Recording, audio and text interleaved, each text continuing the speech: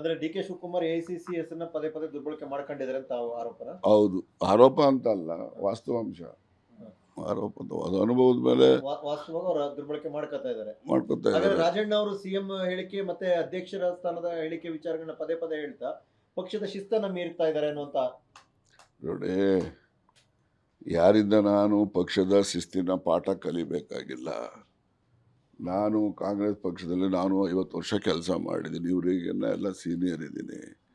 ಕಾಂಗ್ರೆಸ್ ಪಕ್ಷದ ಸಿದ್ಧಾಂತ ಒಪ್ಪಿರ್ತಕ್ಕಂಥವನು. ಕಾಂಗ್ರೆಸ್ ಪಕ್ಷ ಎಲ್ಲ ಜಾತಿಯವ್ರಿಗೂ, ಅಸಹಾಯಕರಿಗೆ ನ್ಯಾಯ ದೊರಕಿಸ್ಕೊಡುತ್ತೆ, ಎಲ್ರಿಗೂ ಅವಕಾಶ ಕೊಡುತ್ತೆ ಅಂತಕ್ಕಂಥದ್ದು ದೃಢವಾದಂಥ ನನಗೆ ನಂಬಿಕೆ.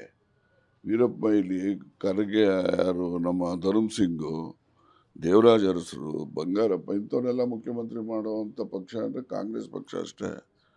ಏನು ಬಿ ಜೆ ಪಿನಲ್ಲಿ ಯಾವ್ದಾನ ಬೇರೆ ಸಮುದಾಯದವ್ರಿಗೆ ಮುಖ್ಯಮಂತ್ರಿ ಮಾಡ್ತಾರೆ, ಮತ್ತು JDS ಅಲ್ಲಿ ಯಾವ್ದಾನ ಬೇರೆ ಸಮುದಾಯದವರು ಮುಖ್ಯಮಂತ್ರಿ ಮಾಡ್ತಾರೆ. ಅವರು ಸೀಮಿತವಾದಂಥ ಗುರಿ ಅವ್ರದ್ದು. ಆದರೆ ಇಲ್ಲಿ ಎಲ್ಲ ಸಮುದಾಯಕ್ಕೂ ನ್ಯಾಯ ದೊರಕಿಸ್ಕೊಡುವಂಥ ಪಕ್ಷ ಆ ದೇಶದಲ್ಲಿ ಯಾವ್ದಾದ್ರು ಇದ್ದರೆ ಅದು ಕಾಂಗ್ರೆಸ್ ಪಕ್ಷ ಮಾತ್ರ.